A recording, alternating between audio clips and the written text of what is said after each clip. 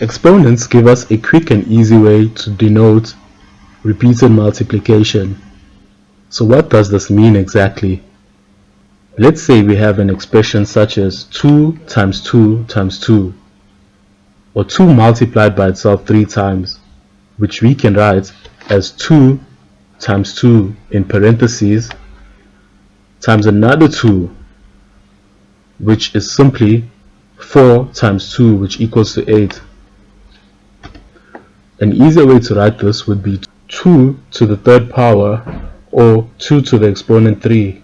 This notation may not seem immediately useful until you find yourself having to multiply a number by itself many times over. For instance, 2 to the exponent 6, or 2 to the 6th power, which would look like 2 times 2 times 2 times 2 times 2 times 2, or 2 multiplied by itself 6 times. This would end up being quite cumbersome, so it's better to just write it in an exponent form as 2 to the 6th power, or 2 to the exponent 6. So exponents make life much easier when you need to multiply a number times itself many times over. The number that is being multiplied is called the base, and the number of times you need to multiply the base by itself is called the exponent, or the index. The exponent is written as a superscript, that is, a small letter hovering above and to the right of the base. In the case of 4 to the third power, the base is 4 and the exponent is 3. Therefore, we need to multiply 4 by itself 3 times, giving us 4 times 4 times 4, which simplifies to 64. It's important to know that the exponents 2 and 3 have dedicated names. If you have 2 as an exponent, we say that the base is squared. If you have 3 as an exponent, we say that the base is cubed. So 4 to the third power is read as 4 cubed. And if we had a 2 in the exponents, it would be read as 4 squared. You can see that if we had x cubed, it would equal to x times x times x. Similarly, if we had y to the 5th power, it will equal to y times itself 5 times. Sometimes it's useful to think of mathematics as a game. And as with any game, you first need to learn the rules of the game. Then you would need to test your understanding of the rules in different scenarios. Exponential expressions have few rules that make life easier and make it much easier to work with exponential expressions. The first such rule has to do with multiplication, and it basically states that when multiplying exponential terms with a common base, the result is that common base with an exponent that is the sum of the individual exponents of the terms. So if you had x to the power a multiplied by x to the power b, x would be the common base. And to get the exponent, you'd need to add the individual exponents, which are in this case a and b. And the result would be x to the power a plus b. For example, if we had x cubed times x to the 5th power, according to this rule, when multiplying x cubed by x to the 5th power, the result is the common base, which in this case is x. And to get the exponent of the result, simply add the exponents of each of the terms, which in this case is 3 plus 5, which is equal to 8. And the final result then becomes x to the 8th power. Similarly, if we had x to the 7th power times x cubed times x squared. But firstly note that x is just equal to x to the first power. So to solve this, you can write down the common base, which in this case is x. And to find the exponent, you would need to add the individual exponents of each of the terms. So in this case, it will be 7 plus 3 plus 1 plus 2, which equals to 13. Therefore, an exponential term such as y to the fifth power, we can write it as y times y times y times y times y, or y multiplied by itself 5 times. And because if an exponent is not explicitly shown, the exponent is 1. So we really have y to the power 1 repeated 5 times. So if we added up those 5 ones, it'll give us y to the fifth power. So that's where the rule stems from. So again, to recap, when multiplying exponential expressions with a common base, their product is the common base raised to the sum of the exponents of the individual terms. The next rule deals with division,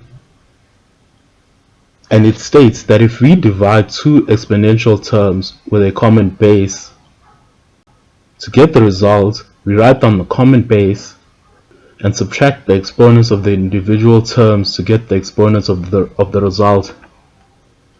If we had an expression such as x to the power a divided by x to the power b, the result would be that common base, and the exponent would be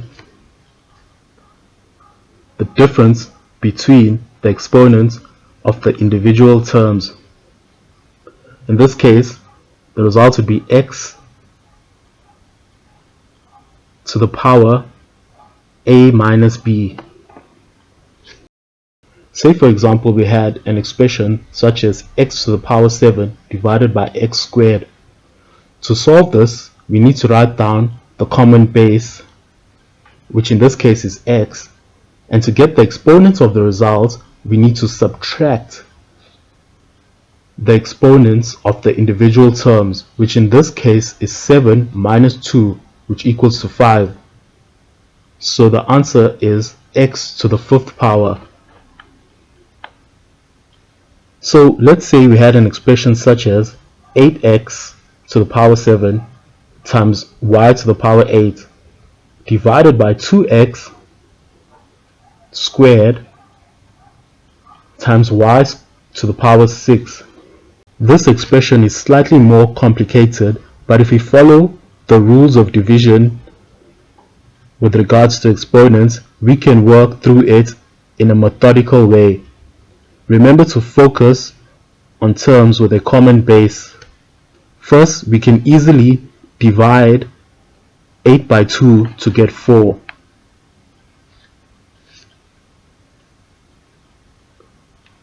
And then x can be written as a common base. And if we subtract 2 from 7, we get 5. So the second term becomes x to the fifth power. Then the next common base is y, and if we subtract the individual exponents, which in this case are 8 minus 6, we get 2, and therefore the final term is y squared. To summarize this, the division rule basically says we're dividing an exponential expression with a common base. Their quotient is that common base raised to the difference of their individual exponents or powers. The next rule helps us to deal with an exponential term that is raised to a power. So if you already have an exponential term and you raise that exponential term to another power, this rule helps us to deal with that type of a situation. Say we have an exponential term a to the power m. If we raise this exponential term to the nth power, the result would be simply the base, in this case a, raised to the power found by multiplying m and n. So in this case it will be a to the power m times n. Let's look at an example to get a better understanding. If we had x squared and we raised x squared to the fifth power, the result would simply be x raised to the power of 2 times 5, which is the individual exponents. And the final answer would be x to the 10th power. All we did was multiply the exponents. If we had 4 to the 6th power being raised to the 3rd power, or 4 to the 6th power being cubed, in order to simplify, we would just have to write 4 as the base, and to find the exponent we'd multiply 6 times 3, which would give us 4 to the 18th power. In summary, this rule works when an exponential expression is being raised to another power, and we just multiply both those exponents or multiply both those powers to find the final power or the final exponent. The next rule has to do with factors, and it basically says when factors such as a product of a and b are raised to a power such as n, then the individual factors must be raised to that power too. So a times b, all raised to the n power, can be simplified as a raised to the n power and b raised to the n power. Let's look at an example. Say we had x times y, all raised to the 5th power.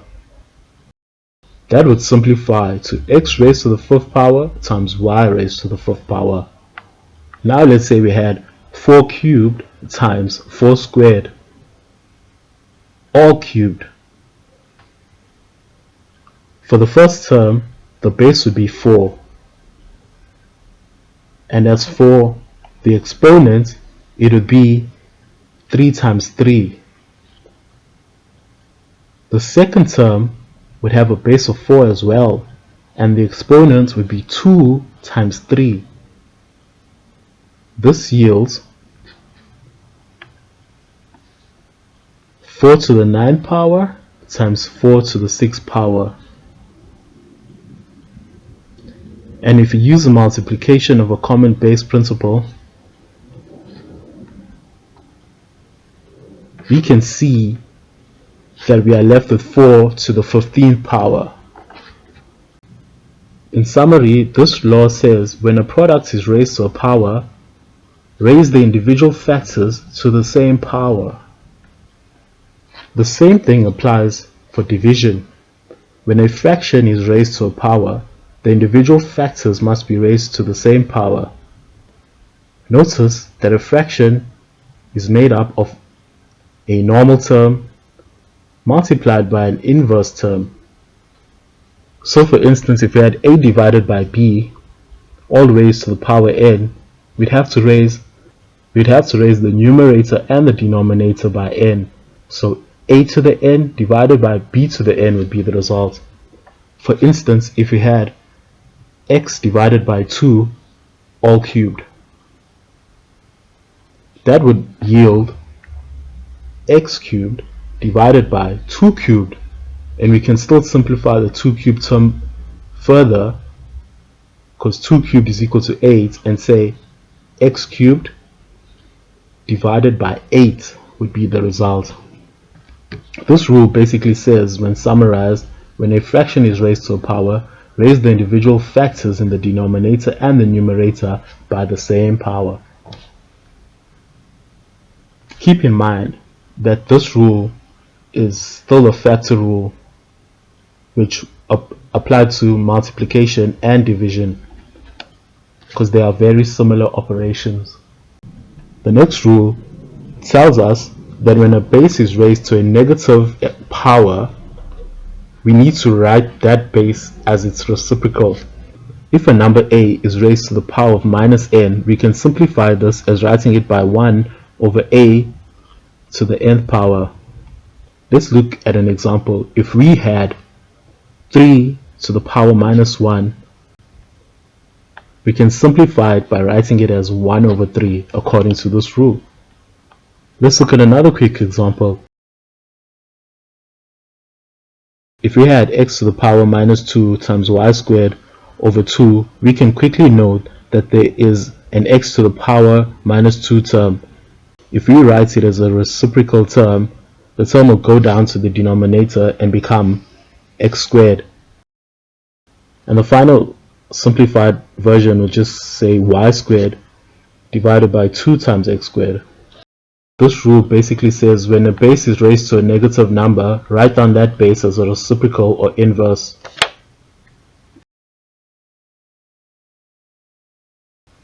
The final rule says that any base that is raised to the power 0 is equal to 1. For instance, x to the power 0 will equal to 1. Even 200 to the power 0 will be equal to 1. And this comes from the fact that if we had a term, say x cubed divided by x cubed, and we use the division rule and wrote down the common base, the exponent would have to be the difference of the two. It would equal to x to the power 0, which is the same as 1. And if you find value in these types of videos, please like and subscribe so that we can do more. Thank you.